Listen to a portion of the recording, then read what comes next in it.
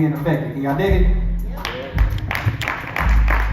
So, coming up next, I have been so blessed with the support. I've been doing poetry for about 12 years, and I've been getting calls from people all around the country wanting to support what's going on here and the help with the case. And one particular artist from Muskogee, Oklahoma took the drive up here this weekend to come and perform for y'all and to support the effort for Cedric Lofton. So coming up to the stage next, Muskogee's own Miss J.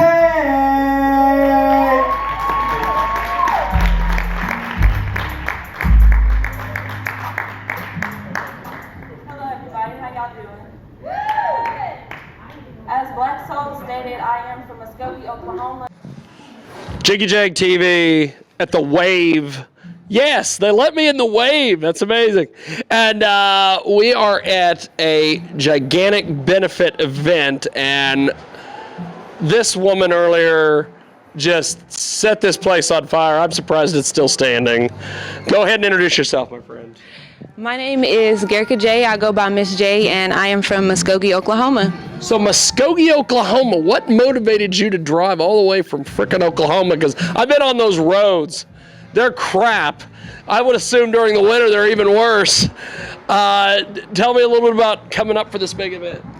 Despite it being ice on the ground and slick, once I heard about this, yes, you were. Once I heard about the Cedric Lofton case and I was asked to lend my voice to help support and raise money for this, I could not say no. Despite how the roads looked, I had to get down here today because this is really big considering I have young brothers and something like this happens too often, believe it or not. Yes. So I just had to make sure I came and lend my voice. So tell me about the piece that you did this evening. Oh, the piece I did today was called Red, White, and Blue. And I started out that I have PTSD when I see red and blue lights. I have been in a situation where I've been racially profiled after being pulled over by the police. So when I done that piece, I really just spoke how I felt, what I felt, and I'll have to say, you got that crowd going. They were into it. Just amazing response. And I'm glad I got a response. I really wasn't expecting to get the response I did, but I'm glad. And I hope that I reached somebody out in the crowd by just that simple piece alone. And I wrote it last minute. I did not know what to come down here and perform. I stressed myself out, like, what do I do? What do I do? What do I say? And so finally I was just like, say how you feel. Lend from your experiences.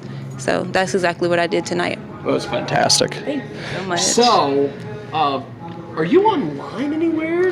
Can we, friend you on Facebook or follow you on Twitter or something? Absolutely. I'm not on Twitter. However, I am on Facebook at Garrica J, and that's Garicka. J is Jaay. And I am in the process of building up my poetry page. You can follow that page, like that page. I do have a few pieces up on there. And that one is Garrica J, and then at the end of that is poetry. Fantastic. Well, you are amazing. Talented as crazy, man. Thanks for doing this. Thanks for having me. And thanks for watching Jiggy Jag TV. I did not know what I was going to come and perform today, and I stressed myself out about it so much. And I finally just told myself, Garrica, write about how you feel. So this piece right here is entitled Red, White, and Blue.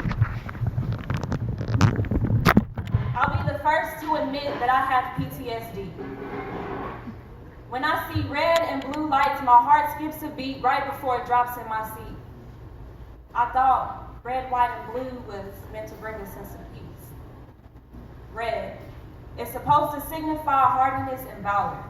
Instead, it represents the bloodshed of my people who's supposed to be your equal, yet you treat us like we're beneath you. Red, it's supposed to signify hardiness, the ability to endure difficult conditions, but that does not mean you're the ones who are supposed to inflict them. White, it's supposed to signify purity and innocence, but there is nothing pure and innocent about a system when Black lives seem to be your intended victims. We're guilty first and innocent second. Then you dig up skeletons to hinder any of our progression. Blue. It's supposed to signify perseverance and justice, which seems to be the only thing the blue is good at. You know, being persistent and making sure we have no justice. I'm tired of the hashtag say their names. I'm tired of screaming Black Lives Matter. I'm tired of trying to prove my black skin is not a weapon as our red blood is being continuously splattered. I'm tired of yelling, hands up, don't shoot.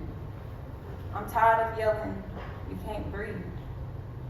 I'm tired of feeling enslaved in a land where we're all supposedly free. I'm tired of no-knock warrants, allowing the taking of innocent souls. I'm tired of being gunned down simply by the clothes that I chose. I'm tired of them neglecting mental health as if we aren't the most oppressed. I'm tired of them trying to cover their wrongdoings while telling us we need to forget. I'm tired of the double standard. And I'm not speaking of men and women. I'm tired of committing the same crimes, but because my skin is darker, I receive a longer sentence. I'm not ashamed to admit that I have PTSD. When I see red and blue lights, I fear that I'll lose my life before or after they read me my rights, and if I make it into custody, I fear that I'll never make it home.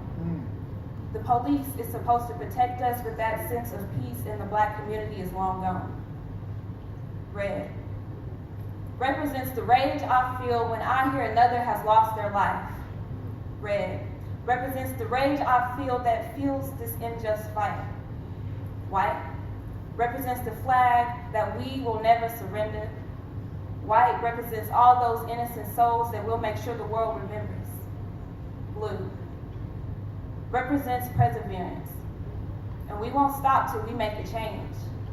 Blue represents the justice we seek to make sure our people's death is never in vain.